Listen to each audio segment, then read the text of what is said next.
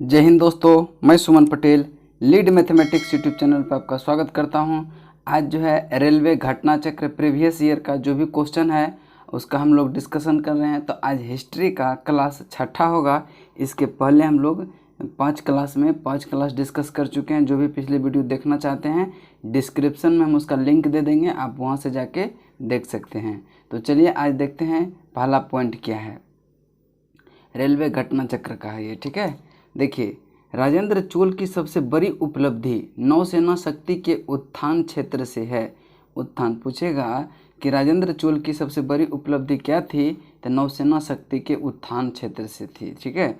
और वासव दत्त के लेखक कौन थे? भास थे। वासव दत्त के लेखक कौन थे? भास थे। कल्हण द्वारा रचित, बोलेगा कि राजतरंगिणी किसके द्वारा लिखा गया है, तो कल्हण के द्वारा। और ये किससे संबंधित है, तो ये कश्मीर के इतिहास से संबंधित है। ये कश्मीर के इतिहास से संबंधित है। नेक्स्ट है पंचतंत्र के लेखक कौन है, तो पंचतंत्र के लेखक जो है ये विष्णु शर्मा है। नेक्स्ट चलते हैं, हर्षवर्धन के द्वारा प्रत्येक 5 वर्ष में प्रयाग में एक धार्मिक सभा का आयोजन किया जाता था। किसके शासनकाल में, तो हर्षवर्धन के द्वारा प्रत्येक 5 वर्ष में प्रयाग में जो है एक धार्मिक सभा का आयोजन किया जाता था। नेक्स्ट पॉइंट चलते हैं, कन्नड़ साहित्य में काव्य शास्त्र और व्याकरण का कवि राजमार्ग प्राचीनतम उपलब्ध कृति है। यह राष्ट्रकूट राजा अमोघ वर्ष द्वारा लिखी गई है। तो बोलेगा कवि राजमार्ग किसके द्वारा लिखी गई है, तो राष्ट्रकूट राजा अमोघ वर्ष द्वारा। किसके द्वारा? अमोघ वर्ष द्वारा। नेक्स्ट है पल्लव वंश की स्थापना किसने किया था, तो पल्लव वंश की स्थापना जो है सिंह विष्णु ने की थी। किसने? सिंह विष्णु ने। नेक्स्ट चलते हैं, गुप्त साम्राज्य का संस्थापक श्रीगुप्त। देखिए, गुप्त वंश का स्थापना किसने किया था? श्रीगुप्त ने। वास्तविक संस्थापक इसका जो है चंद्रगुप्त प्रथम को माना जाता है। इस चीज़ को भी ध्यान में रखेंगे। अगर वास्तविक संस्थापक पूछे तो चंद्रगुप्त को, अगर सिर्फ संस्थापक पूछे तो श्रीगुप्त मारना है। कामसूत्र के रचयिता कौन है, तो कामसूत्र के रचयिता जो है वत्सायन है। नेक्स्ट क्वेश्चन चलते हैं। नेक्स्ट क्वेश्चन है कि बृहद कथा के लेखक गुणाढ़ है। बृहद कथा के लेखक कौन है? गुणाढ़ है। विक्रम शक गुप्त हर्ष भारत में युग के सही क्रम को दर्शाता है। तो पहले विक्रम, फिर शक, फिर जो है गुप्त, उसके बाद हर्ष। नेक्स्ट है कि सबसे प्रसिद्ध कुषाण शासक कौन थे, तो सबसे प्रसिद्ध कुषाण शासक जो थे वो कनिष्क थे। नेक्स्ट है गंधार कला स्कूल कुषाण काल के दौरान फली फूली थी। गंधार कला का जो स्कूल था वो जो है कुषाण काल के दौरान ही मतलब विस्तृत हुआ था, उसका विस्तार हुआ था। शून्य और दशमलव प्रणाली की धारणा आर्यभट्ट ने प्रस्तुत किया था। पूछेगा शून्य और दशमलव प्रणाली की धारणा किसने प्रस्तुत किया था, तो आर्यभट्ट ने। वसुमित्र ने कश्मीर में कनिष्क के शासनकाल के दौरान बौद्ध विहार की अध्यक्षता किया था। देखिए, बौद्ध परिषद जो हुआ था कश्मीर में, तो उसका अध्यक्षता किसने किया था? वसुमित्र ने किया था। नेक्स्ट क्वेश्चन चलते हैं, प्रारंभिक संगम साहित्य तमिल में है। प्रारंभिक संगम साहित्य जो है वह तमिल में है। गीत गोविंद के रचयिता कौन है? जयदेव है। गीत गोविंद के रचयिता कौन है? जयदेव है। तिरुकुरल, जिसे तमिल भूमि की बाइबिल माना जाता है, तिरुवल्लुर द्वारा लिखी गई है। नेक्स्ट पॉइंट है, पुष्यमित्र ने अंतिम मौर्य राजा बृहद्रथ की हत्या कर और शुंग राजवंश की स्थापना किया था। देखिए, यहाँ से क्वेश्चन 2 पूछ सकता है कि बृहद्रथ की हत्या किसने किया था, तो पुष्यमित्र ने। शुंग वंश की स्थापना किसने किया था, तो पुष्यमित्र ने किया था बृहद्रथ की हत्या करके, ठीक है। नेक्स्ट क्वेश्चन चलते हैं, सांख्य दर्शन के संस्थापक कौन है, तो सांख्य दर्शन के संस्थापक कपिल थे। नेक्स्ट है कि चोल का संस्थापक विजयालय 9वीं शताब्दी था, यानी कि चोल का संस्थापक कौन था? विजयालय था। नेक्स्ट है थॉमस रो फाइयान वेनसंग विदेशी यात्रियों की भारत यात्रा का क्रम क्या है, तो देखिए सबसे पहले फाइयान आया था, उसके बाद वेनसंग, उसके बाद थॉमस रो। पहले फाइयान, फिर वेनसंग, फिर थॉमस रो, ठीक है। नेक्स्ट क्वेश्चन चलते हैं, आर्यभट्ट, बाणभट्ट, धन्वंतरी, बेताल बातीय विशेषज्ञ में से आर्यभट्ट महान गणितज्ञ एवं ज्ञानी थे। तो पूछेगा ये 4 ऑप्शन दे देगा, आर्यभट्ट, बाणभट्ट, धन्वंतरि, बेताल दे देगा ऑप्शन में। पूछेगा कि निम्नलिखित में से कौन सा गणितज्ञ एवं खगोल शास्त्री थे। तो आर्यभट्ट जो है ये महान गणितज्ञ एवं खगोल शास्त्री थे। नेक्स्ट है समुद्रगुप्त की उपाधि इलाहाबाद प्रशस्ति में उल्लिखित है। बोलेगा समुद्रगुप्त की उपाधि जो है किस प्रशस्ति में उल्लिखित है, तो इलाहाबाद प्रशस्ति में। नेक्स्ट है कि बंगाल की पाल राजवंश का संस्थापक कौन था। तो पाल राजवंश के संस्थापक गोपाल था। कौन था, गोपाल था। नेक्स्ट है कि प्रसिद्ध जैन ज्ञानी हेमचंद्र का आश्रयदाता कुमारपाल चालुक्य थे। कुमारपाल चालुक्य थे। नेक्स्ट है हड़प्पा की सभ्यता रंगीन धूसर भांड कुषाण गंधार कला स्वरूप मुगल अजंता की चित्रकला और मराठा पहाड़ी चित्रकला में कुषाण गंधार स्वरूप का सही जोड़ा यह है कि कुषाण जो है गंधार कला का सही जोड़ा है। पूछेगा ये चारों दे देगा, बोलेगा कि कौन सा सही है। तो कुषाण जो है गंधार कला स्वरूप का जोड़ा ये सही है, बाकी सब गलत है। नेक्स्ट क्वेश्चन चलते हैं। क्वेश्चन नंबर अगला पॉइंट है, कहता है कि भीमबेटका गुफाएं कितने साल पुरानी मानी जाती है। तो भीमबेटका गुफाएं जो है 30,000 साल पुरानी मानी जाती है। 30,000 साल पुरानी मानी जाती है। भीमबेटका गुफाएं कहाँ स्थित है। तो देखिए भीमबेटका गुफाएं जो है वो मध्य प्रदेश में स्थित है। भीमबेटका गुफाएं कहाँ है, मध्य प्रदेश में। विख्यात सांची स्तूप किसने बनवाया था। तो विख्यात सांची स्तूप का निर्माण अशोक के शासनकाल में हुआ था। नेक्स्ट है कि बौद्ध संरचना धमेक स्तूप कहाँ है। तो धमेक स्तूप जो है सारनाथ में है। कहाँ है, सारनाथ में। धमेक स्तूप सारनाथ में है। नेक्स्ट चलते हैं, कहते हैं कि बौद्ध तीर्थ स्थल दांत का मंदिर यहाँ स्थित है। बोलेगा कि बौद्ध तीर्थ स्थान दांत का मंदिर कहाँ स्थित है। तो ये श्रीलंका में स्थित है। दांत मंदिर कहाँ स्थित है, श्रीलंका में। नेक्स्ट है अजंता की गुफाएं जो 30 चट्टानों को काटकर बनाई गई है वो बौद्ध गुफाओं को वर्णित करती है। ये भारतीय कला की बेहतरीन जीवंत उदाहरण विशेषकर चित्रकला के क्षेत्र में वह देश में स्थित है। तो वह कहाँ स्थित है, औरंगाबाद महाराष्ट्र में स्थित है। औरंगाबाद महाराष्ट्र में स्थित है। नेक्स्ट कहते हैं कि खजुराहो स्मारक कहाँ है। तो खजुराहो स्मारक जो है मध्य प्रदेश में है। खजुराहो कहाँ है, मध्य प्रदेश में। नेक्स्ट चलते हैं, कहता है कि खजुराहो मंदिर वास्तुकला के किस प्रकार के उजागर करता है। ये नागर शैली को उजागर करता है। किसको करता है, नागर शैली को। नेक्स्ट है बिमल शाह द्वारा निर्मित संगमरमर का मंदिर कौन सा है। तो दिलवारा का मंदिर जो है बिमल शाह द्वारा संगमरमर का मंदिर है जो बिमल शाह द्वारा निर्मित है, दिलवारा का मंदिर। प्रसिद्ध तिरुमाला मंदिर किस पहाड़ी पर स्थित है। देखिए बहुत इंपॉर्टेंट क्वेश्चन है। प्रसिद्ध तिरुमाला मंदिर किस पहाड़ी पर स्थित है। तो ये जो है वेंकटाद्रि पर स्थित है, वेंकटाद्रि पर। ठीक है। नेक्स्ट क्वेश्चन चलते हैं। कांचीपुरम स्थित कैलाश मंदिर इस वंश के शासनकाल के दौरान बनाया गया था। पल्लव के शासनकाल के दौरान कांचीपुरम जो में स्थित जो कैलाश मंदिर है वो किसके शासनकाल में बनाया गया था। तो पल्लव वंश के शासनकाल में। मीनाक्षी मंदिर कहाँ स्थित है। तो मीनाक्षी मंदिर तमिलनाडु में स्थित है। तमिलनाडु में, ध्यान में रखेंगे। मीनाक्षी मंदिर कहाँ है, तमिलनाडु में स्थित है। नेक्स्ट है दिल्ली के अशोक स्तंभ। दिल्ली के अशोक स्तंभ ने वैज्ञानिकों को अचंभित कर रखा है क्योंकि यह मौसम की सभी अनिश्चितता को झेलता है। उसे ना तो जंग लगती है और ना ही संक्षारित होता है। वह किस धातु से बनाया गया है। तो वह लोहा से बनाया गया है। देखिए लोहा से बनाया गया है फिर भी उसमें जंग नहीं लगता है। एलिफेंटा द्वीप कहाँ स्थित है। तो एलिफेंटा द्वीप जो है अरब सागर में स्थित है। कहाँ है, एलिफेंटा द्वीप अरब सागर में स्थित है। नेक्स्ट कहता है कि किस मंदिर को यूरोपियन नाविकों द्वारा ब्लैक पैगोडा भी कहा जाता है। तो ब्लैक पैगोडा कहा जाता है किसको, कोणार्क मंदिर को ब्लैक पैगोडा भी कहा जाता है। नेक्स्ट क्वेश्चन, नेक्स्ट पॉइंट है महाराष्ट्र के औरंगाबाद जिले में अजंता की गुफाएं जिसमें लगभग 30 चट्टानों को काटकर बनाई गई बौद्ध गुफाएं बनाई गई है वह कितनी प्राचीन है। वो 2री शताब्दी ईसा पूर्व में बना था। नेक्स्ट पॉइंट है संस्कृत जातीयता समुदाय आवरण में कौन सा सीखी और साझा की गई मान्यताओं का उद्योतक है।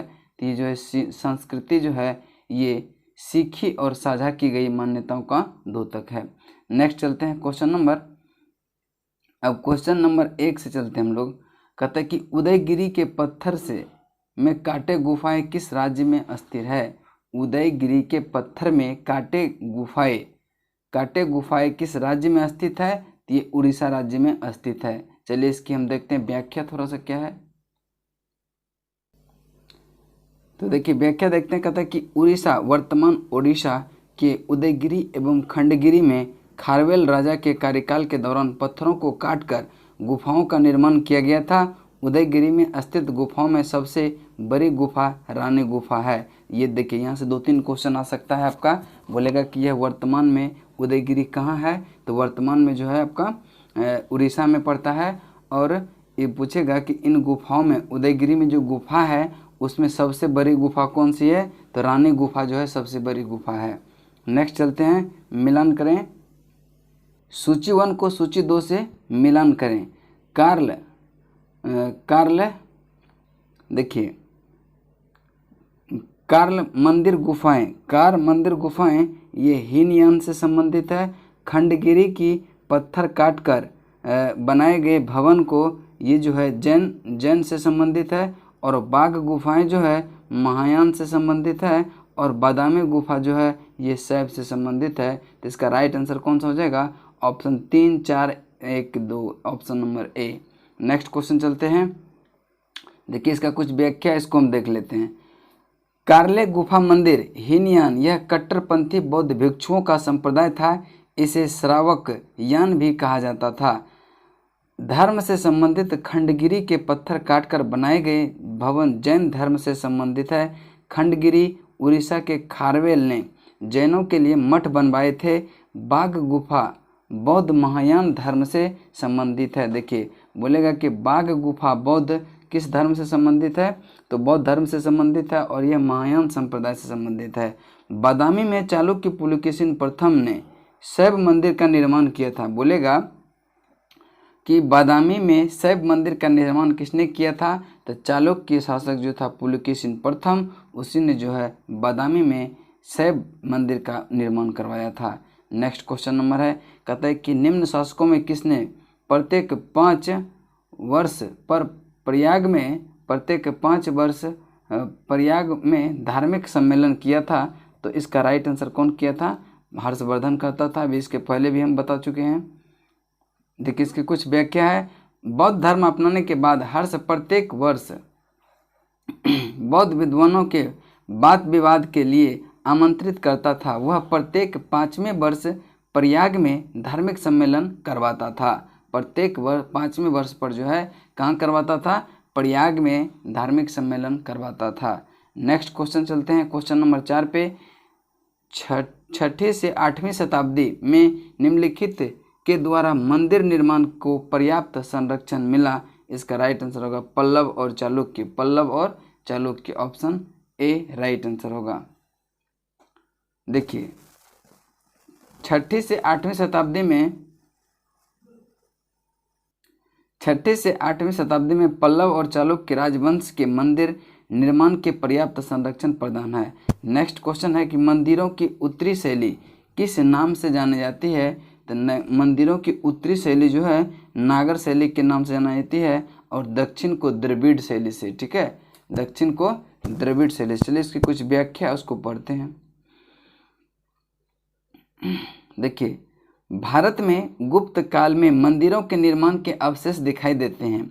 आरंभ काल के मंदिर सपाट छत वाले थे। धीरे धीरे इन पर शिखरों का निर्माण होने लगा। 7वीं शताब्दी में उत्तर भारत में निर्मित इन मंदिरों के शिखर को अपनी विशिष्ट शैली थी जिसे नागर शैली कहते हैं। देखिए उत्तर वाला नागर शैली के रूप में जाना जाता है। दक्षिण भारत के मंदिर बनाए जाने वाले शिलालेखों को द्रविड़ शैली के शिखर कहा जाता था। तो उत्तर भारत को नागर और दक्षिण भारत को द्रविड़ शैली कहा जाता था। नेक्स्ट क्वेश्चन है क्वेश्चन नंबर 6 पे। क्वेश्चन नंबर 6 है कि चित्रकलाओं पेंटिंग्स में बृहद पैमाने के भित्तीय चित्रों ने लघु चित्र शैली का मार्ग प्रशस्त किया। इसका राइट आंसर होगा कौन सी शताब्दी के बाद, तो 6ठी शताब्दी के बाद। नेक्स्ट क्वेश्चन, नेक्स्ट पॉइंट है, देखिए भारत में चित्रकला गुप्त काल में अपने चरम पर थी। गुप्त काल में जो है चित्रकला जो है अपने चरम पर थी। गुप्त काल का चित्रकला में पूर्वात्य आ गया था, इस कारण 6ठी शताब्दी से पूर्व के बाद लघु चित्रशैली मार्ग प्रशस्त हुआ था। नेक्स्ट क्वेश्चन है कि महाबलीपुरम में स्थित मंदिर संबंधित है। महाबलीपुरम में स्थित मंदिर संबंधित है किससे, ये पल्लव वंश से संबंधित है।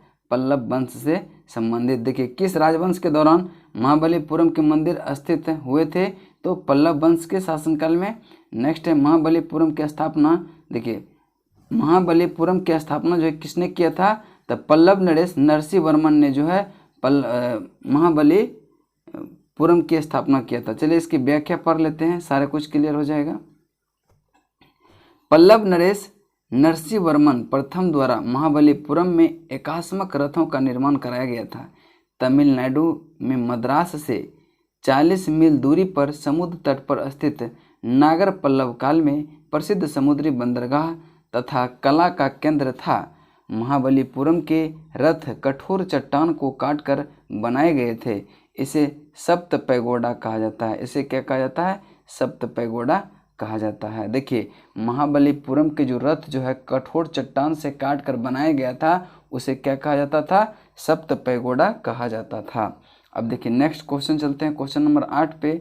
कहता है कि मंदिर निर्माण कला में विमान शैली का प्रचलन किसके शासनकाल में हुआ था, तो ये हुआ था चोल वंश के शासनकाल में। तो चलिए देखते हैं क्वेश्चन अगला क्या कहता है। नेक्स्ट है पॉइंट, देखिए मंदिर निर्माण कला में विमान शैली का प्रचलन चोल शासनकाल में हुआ था। बोलेगा कि मंदिर निर्माण कला में विमान शैली का प्रचलन किसके शासनकाल में हुआ था, तो चोल के शासनकाल में, ठीक है। और विशालकाय विमान शिखर मध्य में विस्तृत आंगन तथा प्रवेश द्वार चोल मंदिर की विशेषता थे। ये जो है कि विशालकाय विमान, मध्य में विस्तृत आंगन तथा प्रवेश द्वार जो है ये चोल मंदिरों की ही विशेषता थी। नेक्स्ट है, कहता है कि तंजौर के बृहद मंदिर का निर्माण डैश ने कराया था। तंजौर के बृहद मंदिर का निर्माण जो है राजा चोल ने कराया था। राजा चोल ने कराया था। तंजौर के बृहद मंदिर का निर्माण किसने कराया था, राजा चोल ने। नेक्स्ट है, देखिए इसकी व्याख्या है कि पूर्व मध्य काल में तंजौर या तंजावुर नगरी चोल साम्राज्य की राजधानी थी। तो तंजावुर नगरी जो है किस साम्राज्य की राजधानी थे, तो चोल साम्राज्य की।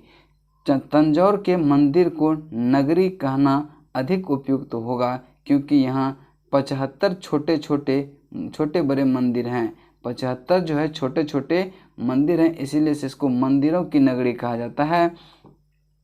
तंजौर चोल शासक राजा 985 से 1014 ईस्वी द्वारा निर्मित भव्य बृहदेश्वर मंदिर के लिए प्रसिद्ध है। इस मंदिर का शिखर 190 फीट ऊंचा है। देखिए बहुत इंपॉर्टेंट है कि इस मंदिर का बृहदेश्वर मंदिर प्रसिद्ध है और इस मंदिर का जो है शिखर 190 फीट ऊंचा है तथा शिखर पर पहुंचने के लिए 14 मंजिल हैं। कितना मंजिल है, 14 मंजिल हैं। इसमें एक विशाल शिवलिंग है। क्या है, इसमें एक विशाल शिवलिंग है। पत्थर निर्मित विशाल नंदी मंदिर के सामने प्रतिष्ठित है।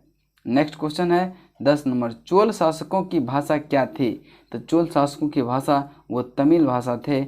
नेक्स्ट पॉइंट है, देखिए चोल शासकों के काल में संगम साहित्य की रचना हुई थी। संगम साहित्य की रचना किसके काल में हुआ था, तो चोल शासकों के काल में हुआ था। और संस्कृत भाषा से ही तमिल की उत्पत्ति हुई थी। बोलेगा कि तमिल की उत्पत्ति किस भाषा से हुआ था, तो संस्कृत भाषा से जो है तमिल की उत्पत्ति हुई। इसी कारण चोल शासकों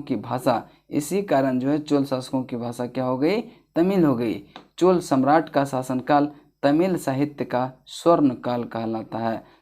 चोल सम्राटों का शासनकाल जो है तमिल साहित्य का स्वर्ण काल कहलाता है। नेक्स्ट है, राष्ट्रकूट द्वारा निर्मित प्रसिद्ध मंदिर है। तो राष्ट्रकूट द्वारा निर्मित प्रसिद्ध मंदिर जो है वो कौन सी है, तो ये जो एलोरा मंदिर है। अब किस राजवंश ने एलोरा मंदिर का निर्माण कराया था? तो राष्ट्रकूटों द्वारा कराया गया था। देखिए चलिए इसकी व्याख्या पढ़ लेते हैं कि शैल्यो कीर्तन पत्थर काटकर बनाया गया था। कैलाश नाथ मंदिर, यह कैलाश मंदिर एलोरा महाराष्ट्र में स्थित है। ये भी क्वेश्चन पूछता है कि कैलाश मंदिर कहाँ स्थित है? तो ये जो है महाराष्ट्र में स्थित है। इसका निर्माण राष्ट्रकूट शासक कृष्ण प्रथम ने कराया था। एलोरा या कैलाश मंदिर का निर्माण किसने कराया था?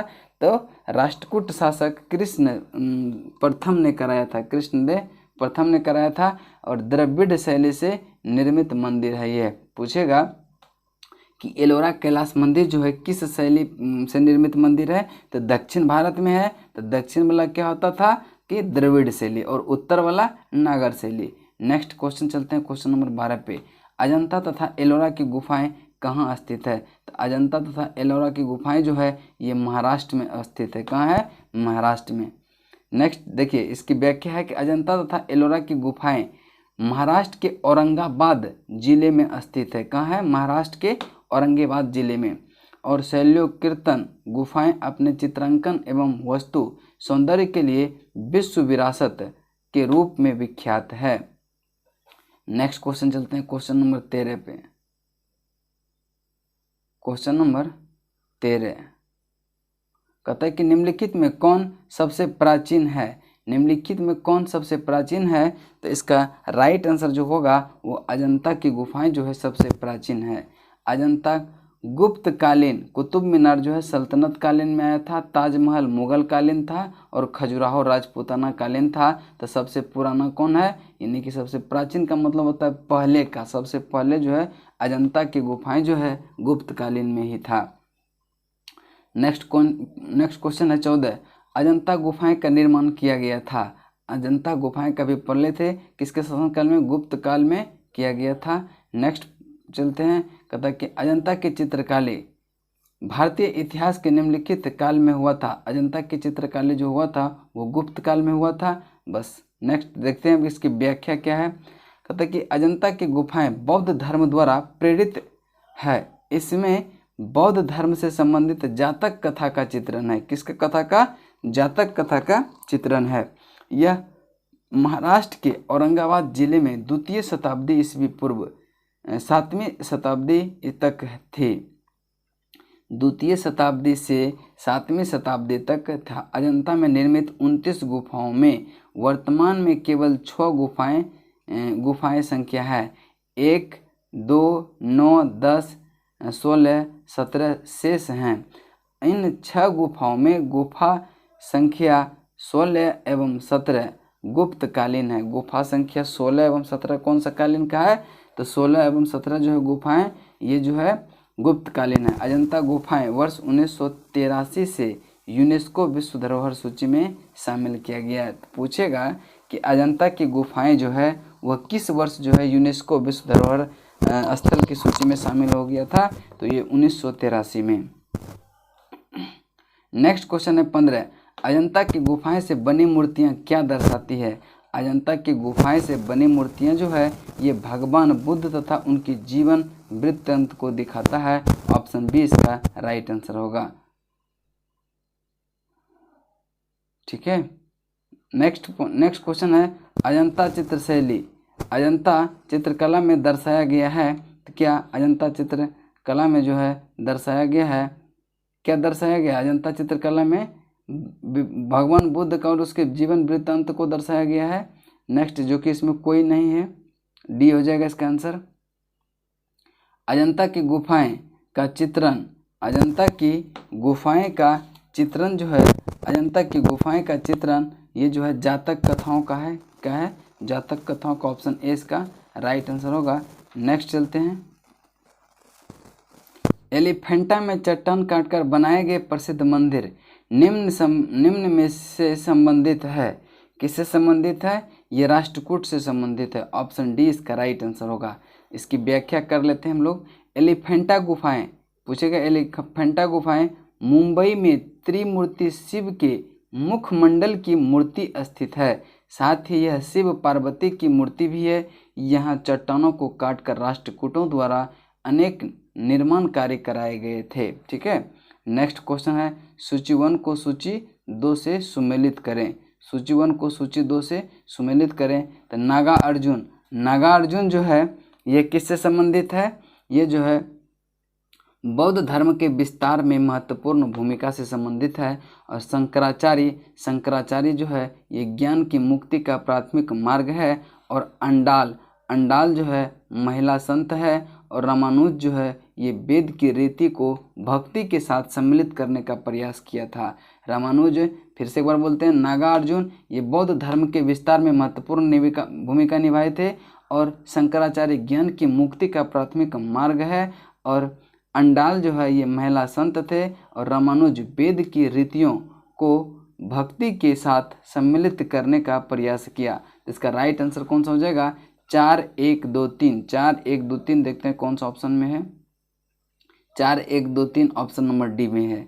ठीक है, नेक्स्ट देखते हैं इसकी व्याख्या। कहता है कि नागा अर्जुन कनिष्क के समय का प्रसिद्ध बौद्ध धर्म का आचार्य था।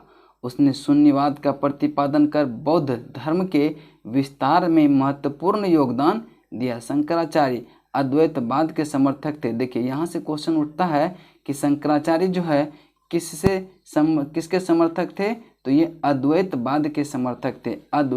शंकराचार्य अद्वैतवाद के समर्थक थे। इन्होंने भक्ति से ज़्यादा ज्ञान पर बल दिया था और ज्ञान को ही मुक्ति मार्ग बताया। अंडाल दक्षिण भारत की महिला अलवर संत थी। देखिए अंडाल जो है ये जो है दक्षिण भारत की महिला अलवार संत थे। और रामानुज की बात करें तो रामानुज ज्ञान प्राप्ति का आधार भक्ति को माना। देखिए रामानुज जो है ये ज्ञान प्राप्ति का आधार किसको माना? भक्ति को माना था। ठीक है, नेक्स्ट क्वेश्चन चलते हैं क्वेश्चन नंबर 20 पे। 20 का इसमें भी कहता है कि सूची 1 को सूची 2 से मिलान करें। सूची 1 को सूची 2 से मिलान करें तो देखिए जयदेव जो है ये किससे संबंधित है? तो जयदेव जो है ये लक्ष्मण सेन से संबंधित है। ऑप्शन बी हो जाएगा। और विल्हन जो है ये जो है विक्रमादित्य 6 से संबंधित है। अमर सिंह जो है ये चंद्रगुप्त द्वितीय से संबंधित है। और वाकपतिराज जो है ये सुब्रमण्य कन्नौज से संबंधित है। इसका राइट आंसर कौन सा हो जाएगा? 2 1 4 3। 2 1 4 3 देखते हैं किस ऑप्शन में है। 2 1 4 3 ऑप्शन नंबर सी में है। नेक्स्ट चलते हैं क्वेश्चन नंबर अगला, इसका व्याख्या देखते हैं। कहता है कि जयदेव लक्ष्मण सेन के दरबारी कवि थे। जयदेव जो है लक्ष्मण सेन के दरबारी कवि थे। इन्होंने गीत गोविंद की रचना की थी। पूछेगा कि गीत गोविंद की रचना किसने किया था? तो जयदेव ने किया था। विक्रमादेव चरित्र के रचयिता बिल्हन विक्रमादित्य 5 के दरबार में रहते थे। अमर सिंह जो है चंद्रगुप्त द्वितीय के दरबारी कवि थे।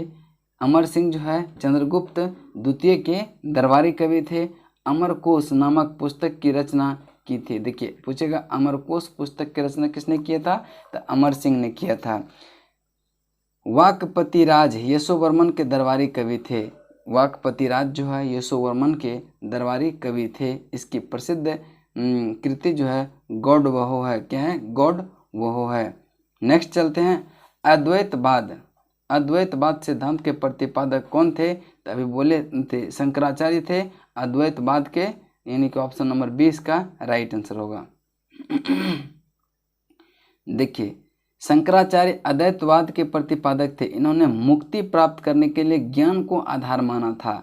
शंकराचार्य अद्वैत से संबंधित थे और इन्होंने ज्ञान की प्राप्ति के लिए मुक्ति प्राप्ति के लिए जो है ज्ञान को आधार बताया था। जबकि रामानुज मोक्ष की प्राप्ति भक्ति को साधन मानते हुए कहे थे।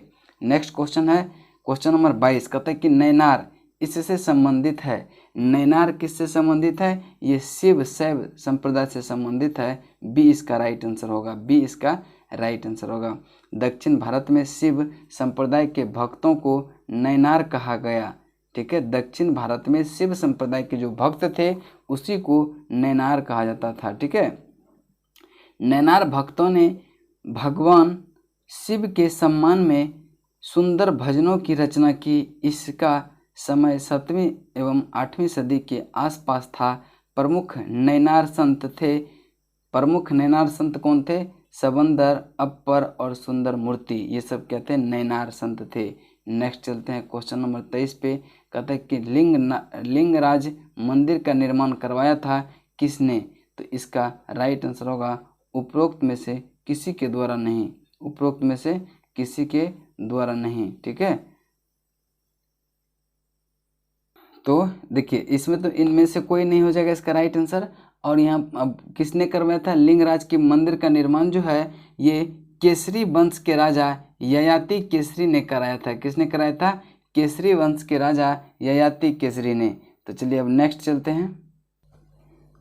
देखिए इसकी कुछ व्याख्या इसको देख लेते हैं कि भुवनेश्वर उड़ीसा में लिंगराज मंदिर का निर्माण केसरी वंश के राजा ययाति केसरी ने कराई थी। यह पूर्ण विकसित आर्य नागर शैली का सर्वोत्तम उदाहरण है। गंग वंश के राजा अनंत वर्मन चोल गंग देव जो कि 1078 से 1147 तक द्वारा जगन्नाथ मंदिर पुरी एवं नरसिंह देव प्रथम द्वारा कोणार्क के सूर्य मंदिर बनवाया गया था। तो देखिए पूछेगा कि जगन्नाथ मंदिर पुरी का निर्माण किसने किया था? तो गंग वंश के राजा जो थे अनंत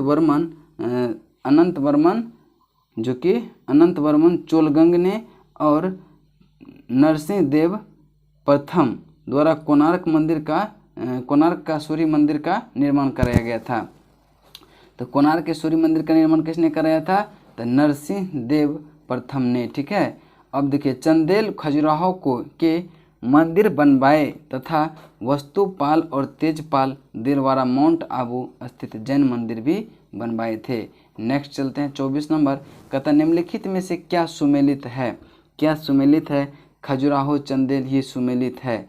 मध्य प्रदेश के छतरपुर जिले में स्थित खजुराहो मंदिर वास्तुकला के नागर शैली 12वीं शताब्दी के बीच चंदेल वंशीय नरेशों ने खजुराहो मंदिर का निर्माण कराया था। नेक्स्ट है कि खजुराहो मंदिर किसके शासनकाल में बनवाए गए थे? तो खजुराहो मंदिर जो है चंदेल के शासनकाल में बनवाए गए थे। नेक्स्ट क्वेश्चन चलते हैं। खजुराहो मंदिर कितने वर्ष पुराने हैं? ये जो है 10वीं से 12वीं सदी के बीच बनाए गए थे। तो खजुराहो मंदिर चंदेल राजाओं के काल में 10वीं से 12वीं सदी में बनवाए गए थे। खजुराहो मंदिर मध्य प्रदेश के छतरपुर जिले में स्थित है। ठीक है, नेक्स्ट क्वेश्चन चलते हैं। क्वेश्चन नंबर 26 पे। प्रसिद्ध खजुराहो मंदिर, खजुराहो की गुफाएं स्थित है। तो खजुराहो की गुफाएं कहाँ है? मध्य प्रदेश में है। तो इसकी व्याख्या देख लेते हैं। कहता है कि खजुराहो गुफाएं के लिए नहीं वरन शैव वैष्णव एवं जैन मंदिरों के लिए विख्यात है। यह मध्य प्रदेश के छतरपुर जिले में स्थित है। नेक्स्ट क्वेश्चन है कि विख्यात तट मंदिर कहाँ स्थित है? विख्यात तट मंदिर कहाँ स्थित है? तो ये ममल्लेपुरम में स्थित है। कहाँ है? ममल्लेपुरम में। देखिए विख्यात तट मंदिर पल्लव शासक नरसिंहवर्मन द्वितीय राजसिंह 700 से 728 ईस्वी में ममल्लेपुरम अथवा महाबलीपुरम में बनवाया था। ठीक है, नेक्स्ट चलते हैं। गोमतेश्वर की मूर्ति कहाँ स्थित है? गोमतेश्वर की मूर्ति जो है कर्नाटक में स्थित है। गोमतेश्वर की मूर्ति कर्नाटक में स्थित है। इसका निर्माण जो है चामुंड राय ने कराया था। पूछेगा गोमतेश्वर की मूर्ति जो है कहाँ स्थित है? तो ये जो है आपका कर्नाटक में स्थित है और इसका निर्माण जो है किसने करवाया था? चामुंड राय ने करवाया था। किसने करवाया था? चामुंड राय ने। नेक्स्ट क्वेश्चन है कि नटराज नृत्य के देवता की मूर्ति है। तो ये जो है चोल वंश के है। किस वंश का है? चोल वंश का है। नेक्स्ट चलते हैं। देखिए इसकी व्याख्या इसको देख लेते हैं। स्थापत्य के साथ तक्षण कला के क्षेत्र में भी चोल कलाकारों ने सफलता प्राप्त की। उन्होंने पत्थर तथा धातु की बहुसंख्यक मूर्ति का निर्माण किया। चूंकि चोल वंश के अधिकांश शासक उत्साही शैव थे, अतः इस काल में शैव मूर्ति का निर्माण अधिक हुआ था। ठीक है। और सर्वाधिक सुंदर मूर्ति नटराज की है। सर्वाधिक सुंदर मूर्ति किसकी है? नटराज की है, जो सबसे अधिक संख्या में मिलती है। नेक्स्ट है मीनाक्षी मंदिर कहाँ स्थित है? तो मीनाक्षी मंदिर जो है ये मदुरई में अवस्थित है। मीनाक्षी मंदिर कहाँ स्थित है? मदुरई में। और मीनाक्षी मंदिर तमिलनाडु के मदुरई में। देखिए कभी कभी स्टेट भी दे देता है कि मीनाक्षी मंदिर कहाँ स्थित है, तमिलनाडु दे देगा, उड़ीसा, जयपुर ये सब दे देगा, तो आपको तमिलनाडु क्लिक करना है। शहर में स्थित प्रसिद्ध मंदिर है। इस मंदिर को मीनाक्षी सुंदरेश्वर मंदिर या मीनाक्षी अम्मान मंदिर के नाम से भी जाना जाता है। नेक्स्ट क्वेश्चन चलते हैं 31 पे। तक्षशिला विश्वविद्यालय स्थित है। तो तक्षशिला विश्वविद्यालय जो है रावलपिंडी, अब ये पाकिस्तान में चला गया है, जो कि इसमें से कोई ऑप्शन सही नहीं होगा, तो इसका राइट आंसर होगा ई। तो देखिए तक्षशिला पश्चिमी पंजाब में रावलपिंडी अब पाकिस्तान में से उत्तर पश्चिम में 20 मील दूरी पर सरायकला नामक रेलवे स्टेशन के समीप स्थित है। प्राचीन काल में यह गांधार महाजनपद की राजधानी थी। प्राचीन काल में यह गांधार महाजनपद की राजधानी थी। तक्षशिला की ख्याति बौद्धिक केंद्र के रूप में सर्वाधिक है। इसकी पुष्टि बौद्ध ग्रंथों के तथा चीनी यात्रियों के वृत्तांत से हो जाती है। 7वीं शताब्दी पूर्व में से 4वीं शताब्दी पूर्व तक तक्षशिला को ज्ञान और विद्या का केंद्र रहने का सौभाग्य प्राप्त हुआ था। ठीक है, तो तक्षशिला कहाँ है अभी? तो पंजाब, पश्चिमी पंजाब, रावलपिंडी जो कि अब पाकिस्तान में है। कोणार्क मंदिर का निर्माण कब हुआ था? तो कोणार्क मंदिर का निर्माण जो है 1245 एडी में हुआ था। 1245 एडी में हुआ था। ठीक है, अब कोणार्क मंदिर कहाँ है? तो ये जो है आपका उड़ीसा में है, उड़ीसा में है। ठीक है, पूछ रहा है कि कोणार्क मंदिर कहाँ स्थित है? तो कोणार्क मंदिर उड़ीसा में स्थित है। व्याख्या देख लेते हैं। उड़ीसा स्थित कोणार्क मंदिर सूर्य देवता को समर्पित है। ये भी पूछेगा कि कोणार्क मंदिर किसको समर्पित है? तो यह सूर्य देवता को समर्पित है, जो काले पैगोडा के नाम से विख्यात है। जो है काले पैगोडा के नाम से विख्यात है। इस मंदिर का निर्माण 13वीं सदी के गंग शासक नरसिंह देव प्रथम ने कराया था। बोलेगा कोणार्क मंदिर का निर्माण कब हुआ था? तो 13वीं शताब्दी में। किसने करवाया था? तो गंग का शासक जो था नरसिंह देव प्रथम ने कराया था। और इसका शासनकाल जो था 1238 से 1264 के बीच था।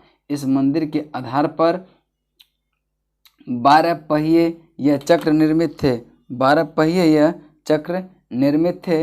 यह 12 चक्र 12 राशियों के प्रतीक थे। देखिए 12 चक्र जो था ना, वो 12 राशियों के प्रतीक थे। और सूर्य के 7 घोड़े उसकी किरणों के रंग के प्रतीक थे। सूर्य के 7 घोड़े जो थे वो किसके प्रतीक थे? किरणों के रंग के प्रतीक थे।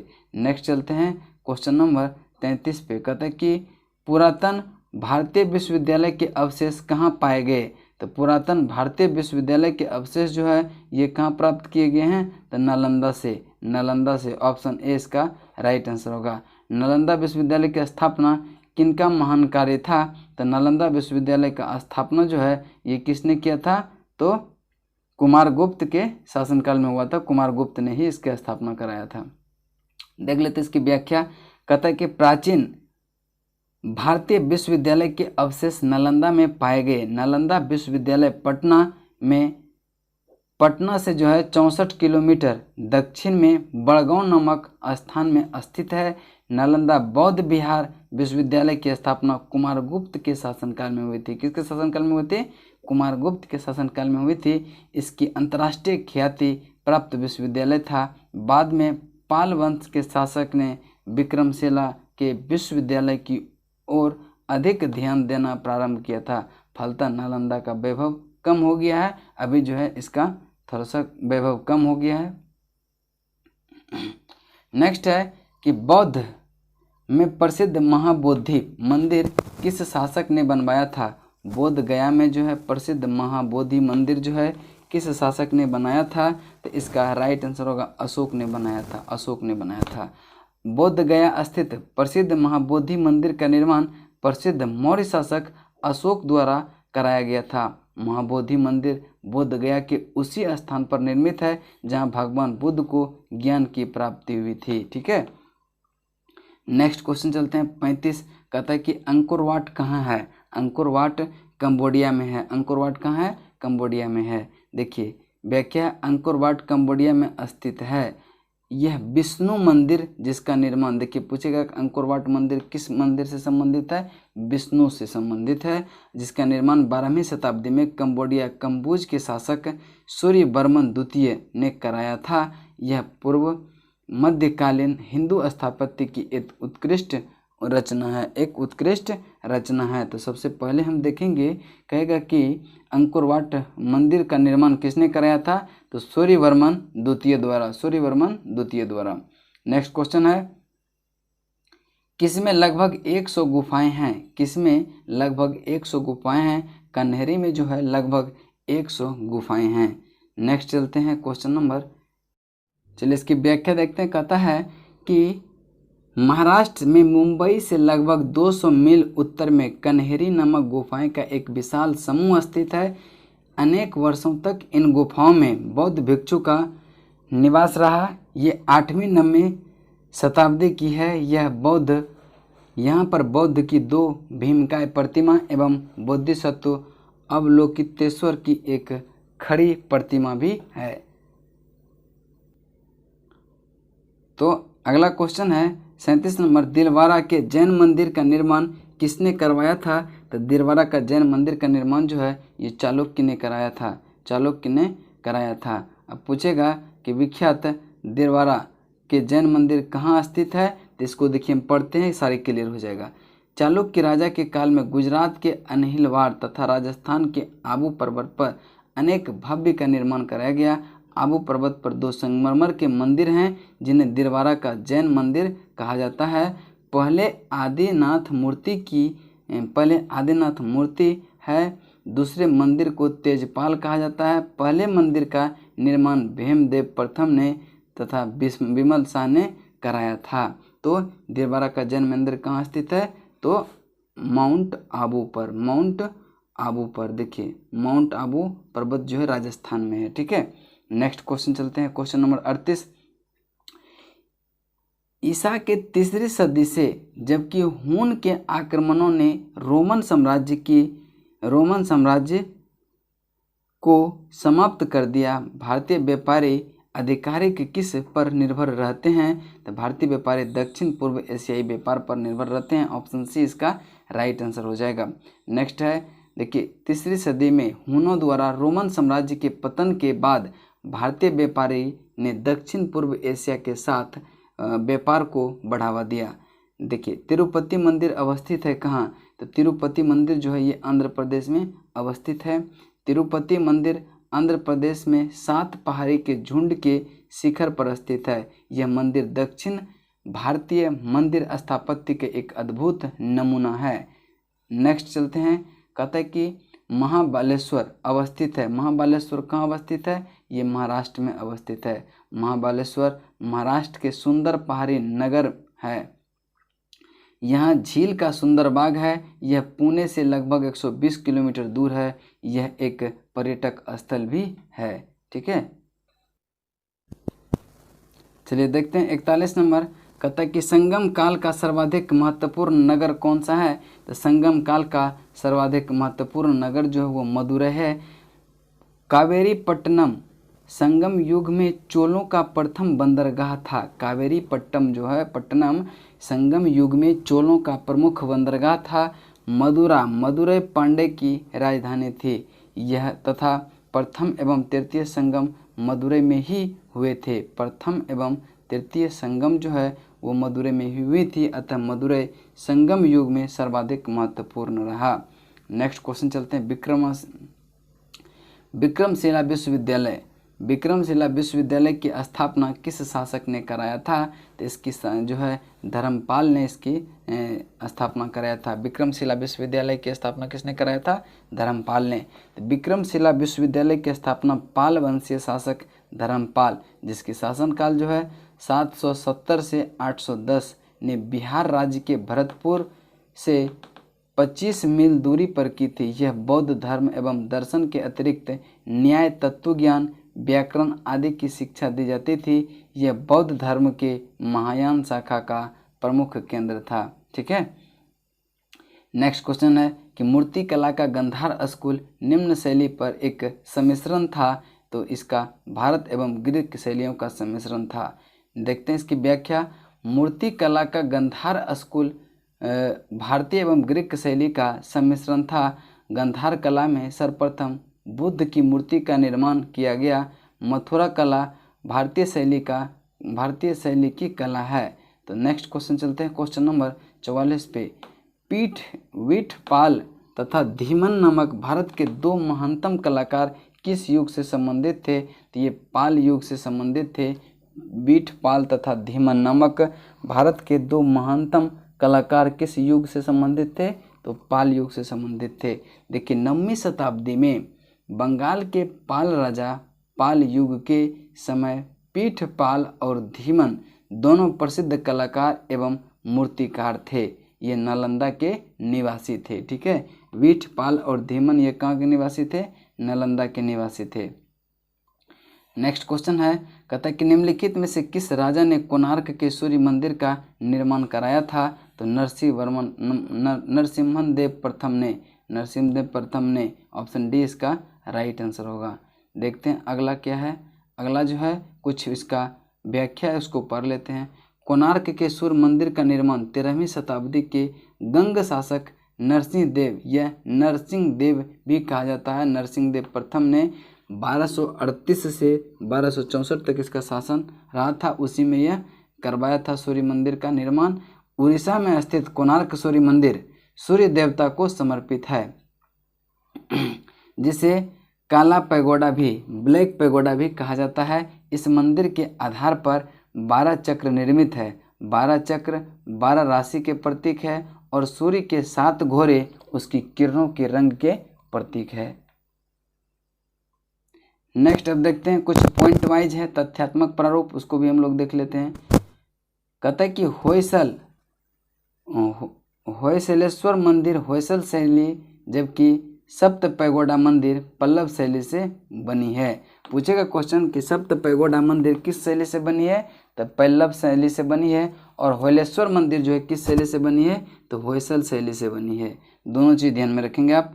कहता है कि प्राचीन शहर महाबलीपुरम और ऐहोल दक्षिण भारत में स्थित है। प्राचीन शहर माने महाबलीपुरम और ऐहोल कहाँ स्थित है? तो ये दक्षिण भारत में स्थित है।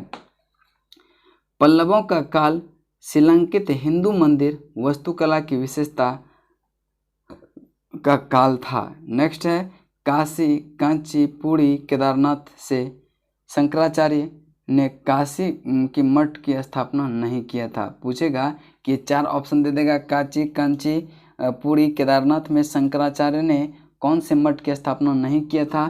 तो काशी की स्थापना उसने नहीं किया था। बाकी कांची, पुरी और केदारनाथ की स्थापना जो है केदारनाथ ने ही, शंकराचार्य ने ही किया था। नेक्स्ट है, कहता है कि 11वीं सदी में चोल चित्रकलाएं तंजौर के राजेश्वर मंदिर में पाए गए हैं।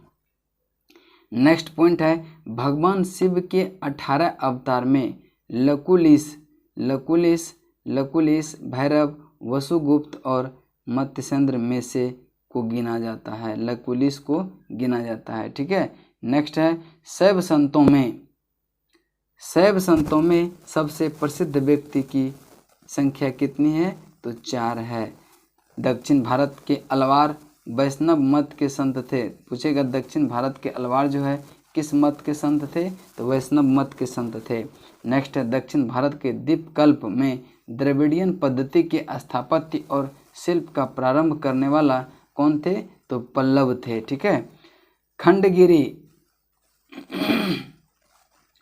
खंडगिरी जैन गुफाओं के लिए प्रसिद्ध है। खंडगिरी किसके लिए प्रसिद्ध है? तो जैन गुफाओं के लिए। सांची बौद्ध कला व मूर्ति का निरूपण करता है।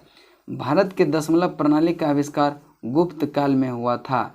बोलेगा भारत में दशमलव प्रणाली का आविष्कार कब हुआ था? तो गुप्त काल में हुआ था।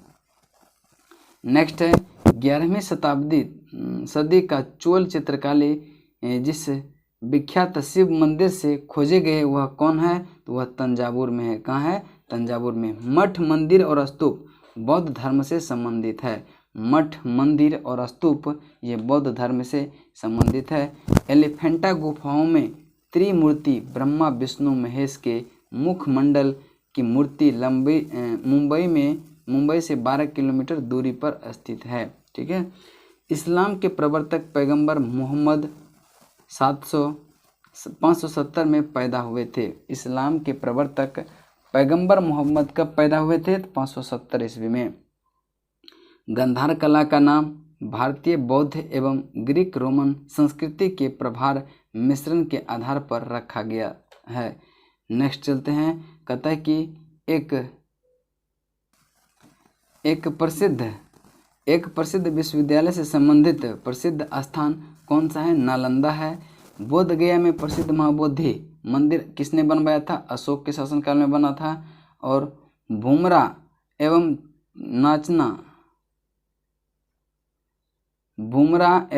नचना कुठार में शिव एवं पार्वती के मंदिर का निर्माण गुप्त काल में हुआ था। किस काल में हुआ था? गुप्त काल में। लिंगायत हिंदू का वह वर्ग है जो भगवान शिव को पूजते थे। किसको पूजते थे? भगवान शिव को। रामानुजाचार्य, देखिए रामानुजाचार्य ये जो है विशिष्ट द्वैतावाद के समर्थक थे। रामानुजाचार्य जो है विशिष्ट द्वैतावाद के समर्थक थे। दक्षिण में मंदिर के प्रवेश को क्या कहा जाता था? तो गोपुरम कहा जाता था। दक्षिण में मंदिर के प्रवेश द्वार को गोपुरम कहा जाता था। एलिफेंटा गुफाएं कहाँ स्थित है? मुंबई के पास स्थित है। रामायण और महाभारत में उल्लिखित प्रसंग के अनुसार असम का प्राचीन नाम क्या था? प्राग्ज्योतिषपुर था। नेक्स्ट है, कहता है कि पल्लव वंश के महाबलीपुरम में समुद्र तट मंदिर का निर्माण कराया था। भारत में भक्ति आंदोलन के प्रवर्तक जो थे वो कौन थे? रामानुज थे।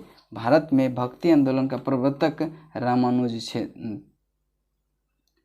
नेक्स्ट है शंकराचार्य भक्ति आंदोलन के प्रतिपादक नहीं थे।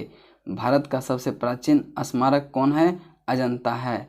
संवेदनशील बुद्ध की प्रेरणा से अजंता के चित्र बने हैं। संवेदनशील बुद्ध की प्रेरणा से ही जो है अजंता के चित्र बने हैं। नेक्स्ट है, कहता है कि मंदिर के भरमार होने के कारण भुवनेश्वर को कैथेड्रल सिटी ऑफ इंडिया कहते हैं। भुवनेश्वर को क्या कहते हैं? Cathedral city of India. मंदिर वहाँ बहुत ज़्यादा है, इसीलिए से भुवनेश्वर को कैथेड्रल सिटी ऑफ इंडिया कहते हैं। कुरान इस्लाम से संबंधित मोहम्मद पैगंबर के प्रवचन का स्रोत है।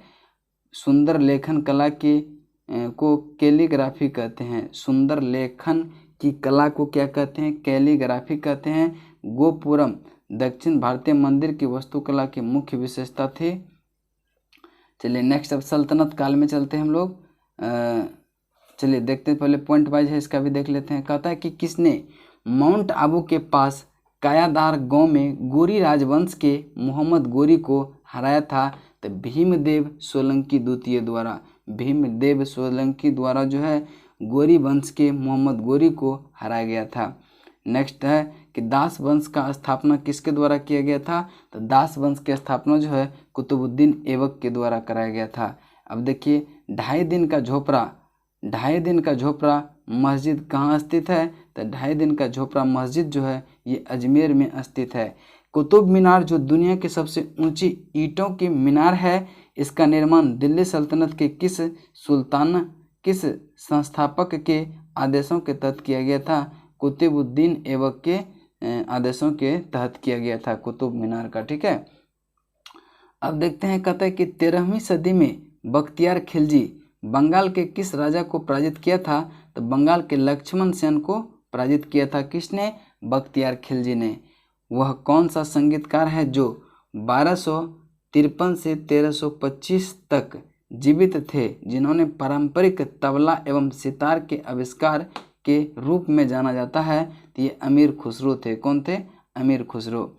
नेक्स्ट है, मोहम्मद बिन तुगलक ने दिल्ली में अपना राजधानी किस स्थान पर बदली थी? तो दौलताबाद। दिल्ली से अपना राजधानी किस स्थान पर बदले थे? दिल्ली से दौलताबाद किया था। कौन? मोहम्मद बिन तुगलक। विजयनगर साम्राज्य के पहले राजा कौन थे? तो विजयनगर साम्राज्य के हरिहर वन थे। वर्तमान समय डैश विजयनगर साम्राज्य की राजधानी हुआ करता था, तो वर्तमान समय का हम्पी जो है वह विजयनगर साम्राज्य की राजधानी हुआ करता था। नेक्स्ट है हनमकोंडा शहर में स्थित ऐतिहासिक हिंदू मंदिर 1000 स्तंभ मंदिर 1000 पिलर टेम्पल का निर्माण डैश था? तो रुद्रदेव था। कौन था? रुद्रदेव। चित्तौड़गढ़ किस वंश की राजधानी थे? सिसोदिया वंश की राजधानी थे। सिसोदिया वंश की राजधानी चित्तौड़गढ़ थे। ठीक है, नेक्स्ट चलते हैं कि नई दिल्ली स्थित जंतर मंतर जिसमें वस्तु संबंधी खगोल विज्ञान उपकरण मौजूद है को किसके द्वारा बनवाया गया था? तो ये महाराजा जयसिंह द्वितीय के द्वारा बनवाया गया था। दिल्ली में जंतर मंतर का ऐतिहासिक दृष्टि से क्या महत्व है? खगोलीय वेधशाला। खगोलीय वेधशाला। हवा महल का निर्माण किसने कराया था? तो महाराजा सवाई प्रताप सिंह ने। देखिए, हवा महल का निर्माण किसने करवाया था? महाराजा सवाई प्रताप सिंह ने करवाया था। प्रताप सिंह ने। किस साम्राज्य के दौरान चेन्नाकेशव मंदिर का निर्माण किया गया था? तो होयसल के साम्राज्य के दौरान। ठीक है, किस साम्राज्य के दौरान चेन्नाकेशव मंदिर का निर्माण किया गया था? तो होयसल के समय। ठीक है, नेक्स्ट चलते हैं, देखते हैं क्या है नेक्स्ट में। कहता है कि चार मीनार का निर्माण किस व्यापक रूप से फैली बीमारी के उन्मूलन की याद में किया गया था? तो प्लेग के फैली बीमारी के उन्मूलन के याद में जो है चार मीनार का निर्माण किया गया था। प्लेग, दिमाग में रखिएगा, प्लेग उन्मूलन की याद में मोहम्मद कुली कुतुब शाह द्वारा निम्नलिखित स्मारक में कौन सा मीनार है? तो देखिए, ये भी क्वेश्चन पूछ सकता है। चार मीनार जो है प्लेग के उन्मूलन की याद में किसने करवाया था? तो मोहम्मद कुली कुतुब शाह द्वारा निर्माण करवाया गया था चार मीनार का। डेस जो है बीजापुर के सुल्तान मोहम्मद आदिल शाह की समाधि है। तो गोल गुंबज जो कि बीजापुर में है के सुल्तान मोहम्मद आदिल शाह की समाधि है। डैश के सबसे बड़े महलों में एक है। डैश भारत के सबसे बड़े महलों में से एक है जिसे अम्बा विलास के रूप में जाना जाता है। यह बोगडियार महाराजा का निवास था। किसका था? मैसूर महल था। कौन था? मैसूर महल भारत के सबसे बड़े महलों में से एक है जिसे अम्बा विलास के रूप में भी जाना जाता है, और यह बोगडियार महाराजा का निवास भी था। कौन? मैसूर महल। ठीक है, चलिए देखते हैं नेक्स्ट। कहता है कि निम्नलिखित में से किसने 711 में भारत पर आक्रमण किया था? तो मोहम्मद बिन कासिम ने जो है 711 में भारत पर आक्रमण किया था। चलिए इसकी व्याख्या देख लेते हैं। दशमिक के खलीफा वजीद और उसके इराकी गवर्नर हजरत ने 711 में उब्दुल्लाह के नेतृत्व में एक अभियान सिंध पर किया, परंतु वह पराजित हुआ और मारा गया। इसके पश्चात 712 में हज्जम ने सिंध पर विजय का दायित्व मीर कासिम को सौंपा। यह वीर और कुशल सेनानायक था। उसने सिंध के समय शासक दाहिर को पराजित करके सिंध पर अधिकार कर लिया था। नेक्स्ट है कि पहला मुस्लिम आक्रमणकारी 712 में भारत आया था, उसका क्या नाम था? उसका नाम था मोहम्मद बिन कासिम। क्या नाम था? मोहम्मद बिन कासिम। देखिए, कहते हैं कि 712 में मोहम्मद बिन कासिम के नेतृत्व में सिंध पर पहला मुस्लिम आक्रमण हुआ था। सिंध पर जो है पहला मुस्लिम आक्रमण हुआ था कब? 712 में। यह अरब देश का था। मोहम्मद बिन कासिम जो है कहाँ का था? अरब देश का था। इसका आक्रमण कोई अस्थायी परिणाम नहीं हुआ। नेक्स्ट चलते हैं क्वेश्चन नंबर 3 पे। कहता है कि भारत का इस्लाम के साथ पहला संपर्क स्थापित हुआ था मालाबार तट पर अरब व्यापारियों के आगमन के बाद। तो आज जो है क्लास 6 यहीं पे हम कंप्लीट करते हैं। नेक्स्ट जो है क्लास फिर 7 लेके आएंगे। आप लोग निरंतर चैनल पर बने रहें। तब तक के लिए जय हिंद, जय भारत।